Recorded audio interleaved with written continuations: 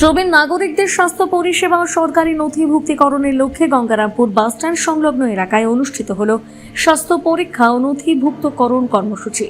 ভারত সরকারের কেন্দ্রীয় প্রতিমন্ত্রী তথা বালুরঘাটের সাংসদ ডক্টর সুকান্ত মজুমদারের উদ্যোগে রাষ্ট্রীয় বয়োশ্রী যোজনার ব্যবস্থাপনায় এই কর্মসূচির আয়োজন করা হয়। রবিবারের এই কর্মসূচিতে এলাকার প্রবীণ নাগরিকদের স্বাস্থ্য পরীক্ষা করা হয়, পাশাপাশি তাদের প্রয়োজনীয় তথ্য নথিভুক্ত করার প্রক্রিয়া সম্পন্ন করা হয়। কর্মসূচিতে প্রবীণ নাগরিকদের পাশাপাশি বিশেষ চাহিদা সম্পন্ন মানুষজন সহ প্রায় 200 থেকে 250 জন উপস্থিত ছিলেন বলে জানা গিয়েছে।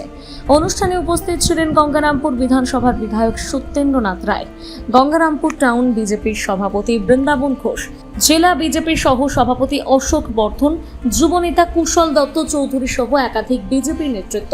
এই প্রসঙ্গে গঙ্গারামপুর টাউন বিজেপির সভাপতি বৃন্দাবন ঘোষ বলেন, আমাদের বালুরঘাট লোকসভার সম্মানীয় সাংসদ তথা কেন্দ্রীয় প্রতিমন্ত্রী মাননীয় ডক্টর সুকান্ত মজুমদারের ঐকান্তিক প্রচেষ্টায় এবং গঙ্গারামপুর বিধানসভার সম্মানীয় বিধায়ক মাননীয় সত্যেন্দ্রনাথ রায়ের উদ্যোগে, গঙ্গারামপুর বিজেপি শহর মণ্ডল গ্রামীণ মণ্ডলটির উদ্যোগে আজকে গঙ্গারামপুর শপিং প্লাজার সামনে 60 বছরের ঊর্ধ্বে যে সকল বৃদ্ধ এবং বৃদ্ধারা রয়েছেন তাদের একটি শারীরিক মেডিকেল চেক আপ ক্যাম্প এবং চেক আপের পর তাদের যদি কোনো মেডিকেল সরঞ্জামের প্রয়োজন হয়, কানে শোনার যন্ত্র থেকে শুরু করে ক্যাচার, লাঠি এইসবের থেকে শুরু করে সেগুলো দেওয়ার ব্যবস্থার জন্য আজকে এই ক্যাম্প।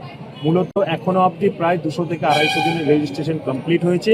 আজকে তাদের চেক আপও হয়েছে এবং নির্ধারণ করা হয়েছে কার কী প্রয়োজন। সেই অনুযায়ী আগামীতে আবার ডাক্তারবাবুদের সহযোগে একই রকমভাবে ক্যাম্পের মাধ্যমে তাদের যার যা প্রয়োজন সেই পরিষেবা দেওয়ার ব্যবস্থা করবে। গঙ্গারামপুর থেকে বিশেষ প্রতিবেদন, নিউজ টুডে।